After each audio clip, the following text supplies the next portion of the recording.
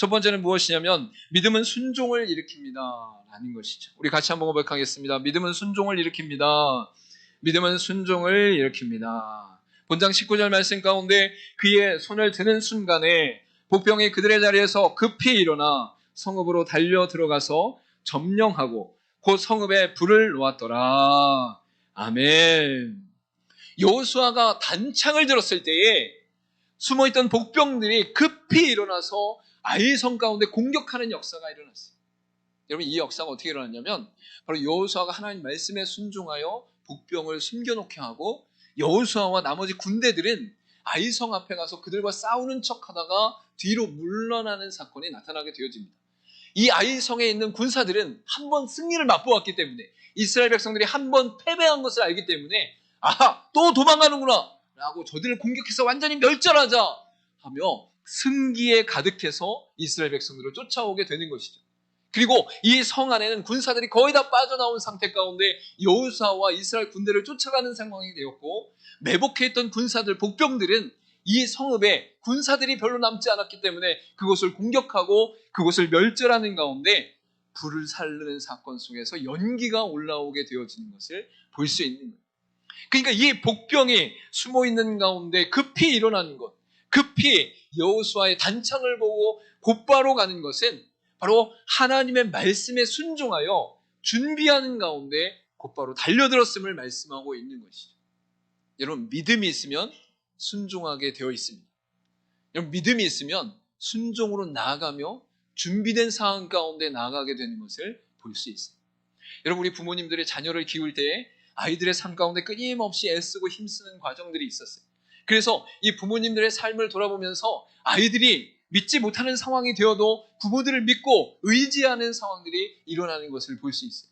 그리고 부모님을 믿을 때에 바로 순종할 수 있는 힘이 나타나게 되는 것을 볼 수 있는 것이죠. 부모님이 말했을 때 그것을 순종하지 않는다면 부모를 믿지 않는 거예요.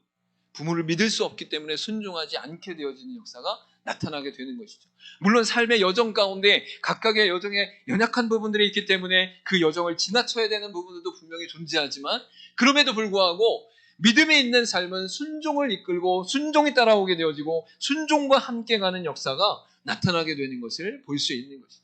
그래서 여호수아가 단창을 들었을 때 이 믿음의 단창은 이스라엘 백성 전체 가운데 하나님 말씀에 순종하는 역사로 일어났고, 그 순종함으로 말미암아 아이성 가운데 승리의 역사로 나타나게 됐다라는 것을 분명히 선포하고 있는 것이죠.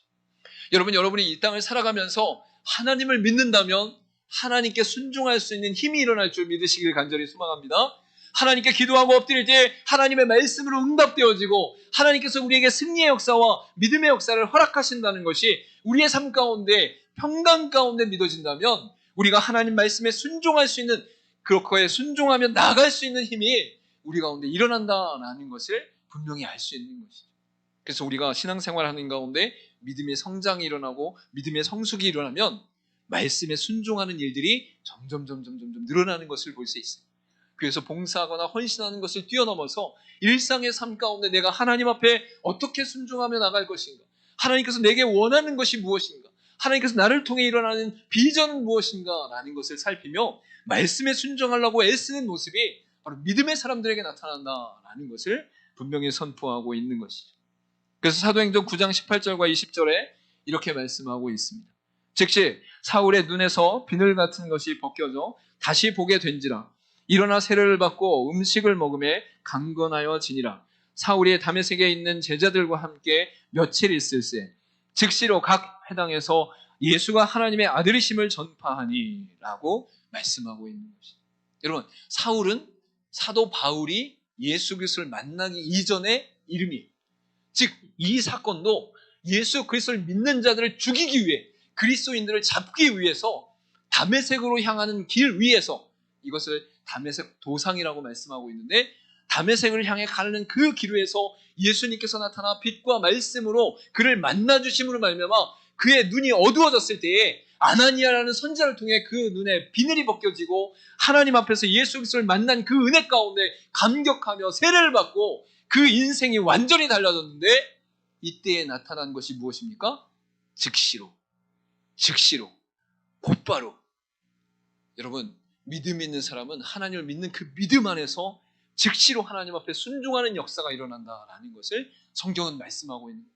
하나님은 살아계십니다. 하나님은 역사하십니다. 하나님은 함께 하십니다라는 그 믿음의 고백이 우리 입술에서만 멈춰 있는 것이 아니라 마음의 중심과 영혼 가운데 온전히 들어지면 우리의 삶의 순종은 곧바로 즉시로 나타나게 되어 있다라는 것을 말씀하고 있는 것이죠. 저 여러분이 믿음의 역사 가운데 순종의 역사가 일어날 줄 믿기를 간절히 소망합니다.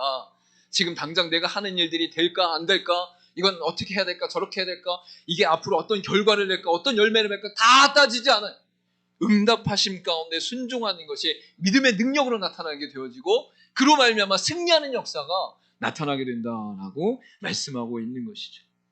여러분, 주일 예배가 끝나고 나서 예배가 끝난 이후에 즉시로 말씀에 순종하여 사는 사람이 있는가 반면에 주일 예배가 끝나고 즉시로 잊어버리는 사람이 있는 줄 아시기 바랍니다. 여기 계신 분들은 다 전자시기 때문에 즉시로 실행하고 즉시로 순종하는 인생이기를 간절히 소망합니다. 어떤 경우에 저기 잘 모르는 분들 중에는 예배 끝나고 즉시로 잊어버리는 분들이 많아요. 즉시로 잊어버려요. 휘발성 있게. 근데 하나님 말씀은 잘 붙잡고 현실 가운데 믿음으로 승리하는 저 여러분 되기를 소망합니다.